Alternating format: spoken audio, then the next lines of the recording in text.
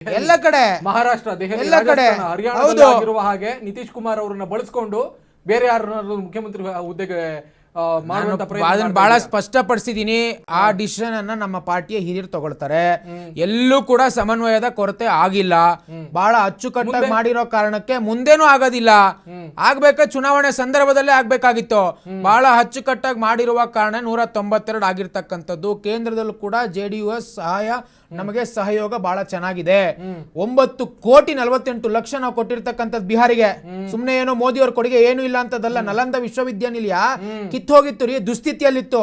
3,200 ಕೋಟಿ ಕೊಟ್ಟಿದ್ವಿ. ಹೆಣ್ಮಕ್ಳ ಸುರಕ್ಷತೆಗೆ PG ಎಜುಕೇಶನ್ ಪ್ರತಿ ಹೆಣ್ಮಕ್ಳಿಗೆ ಫ್ರೀ ಏನ್ ಮಾಡಿದ್ವಿ. ನಾನು ಆಗ್ಲೇ ಕೂಡ ಡೇಟಾ ಅಂಡ್ ಫಿಗರ್ಸ್ ಅನ್ನು ಕೊಟ್ಟೆ.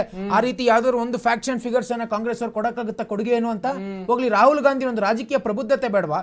ಚುನಾವಣೆಯ ಸಂದರ್ಭದಲ್ಲಿ ಏನು ಮಾತಾಡಿದ್ರು? ಬರೀ ಓಟ್ ಚೋರಿ ಅಂದ್ರಲ್ಲ, ಬರೀ ಅದನ್ನೇ ಭಾಷಣ ಮಾಡಿದ್ದು. ಏನಾಯ್ತು ಈಗ? ಎಷ್ಟು ಸೀಟ್ ಬಂದ್ರು? 7 ಸೀಟು. ಪಾಪ ಅವರೂ ಮುಳುಗಿದ್ರು. ಆ ತೇಜಸ್ವಿ ಯಾದವ್ ಪಾರ್ಟಿಯನ್ನು ಮುಳುಗಿಸ್ಬಿಟ್ರು. ಕರಿಮಣಿ ಆ ವಿಷಯ ಎಲ್ಲ ಪ್ರಬುದ್ಧತೆನಾ? ಯಾವ್ದು ಕರಿಮಣಿ ಏನ್ ಪ್ರಬುದ್ಧತೆ? ಗುಸ್ಪೇಟಿ ಯಾರು ಗುಸ್ಪೇಟಿ ಅವ್ರು ಇರ್ತಾರೆ, ನಮ್ಮನ್ನ ಟಾರ್ಗೆಟ್ ಮಾಡ್ತಾರೆ. ತಪ್ಪೇನಿದೆ? ಕರಿಮಣಿ ಕೈ ಹಾಕ್ತಾರೆ ಅಂತ ಹೇಳಿದ್ರು. ಅಂದ್ರೆ ಹೆಣ್ಮಕ್ಳ ಸುರಕ್ಷತೆ ಬಹಳ ಪ್ರಮುಖ ಪಾತ್ರವನ್ನು ವಹಿಸ್ತದೆ ಅಂತ ಮೋದಿ ಹೇಳಿದ್ರು. ತಪ್ಪೇನಿದೆ?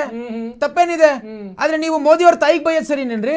ಮೋದಿ ಅವ್ರ ತಾಯಿ ಸ್ವರ್ಗಸ್ಥರಾಗಿದ್ದಾಗ ಅವ್ರ ಬಗ್ಗೆ ಮಾತನಾಡುವಂತದ್ದು ನೋಡಿ. ಏನೇ ಮಾತಾಡಿದ್ರು ಪ್ರಜಾಪ್ರಭುತ್ವ. ಹೌದು, ಜನ ತೀರ್ಪು ಕೊಟ್ಟಿದ್ರಲ್ಲ. People have rejected. People have thrown Congress out of Bihar. ಖಂಡಿತವಾಗ್ಲೂ ನೋಡಿ, ಏನೇ ಮಾತಾಡಿದ್ರು ಕೂಡ ಪ್ರಜಾಪ್ರಭುತ್ವದ ವ್ಯವಸ್ಥೆಯಲ್ಲಿ ಬಾಲಕೃಷ್ಣ ಯಾದವ್ ಅವ್ರಿಗೂ ಬಹಳ ಚೆನ್ನಾಗಿ ಗೊತ್ತಾರೆ. ಅಡ್ವೊಕೇಟ್ ಇದ್ದಾರೆ. ಜನಗಳ ತೀರ್ಪೇ ಅಂತಿಮ. ಜನ ಇವತ್ತು ತೀರ್ಪು ಕೊಟ್ಟಿದ್ದಾರೆ.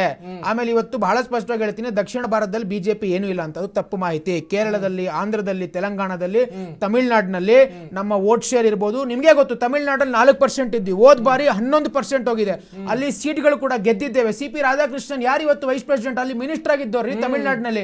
ಸೊ ಭಾರತೀಯ ಜನತಾ ಪಾರ್ಟಿ ಏನಿದೆ, ಇಟ್ಸ್ ಅ ಗ್ರೋಯಿಂಗ್ ಪಾರ್ಟಿ.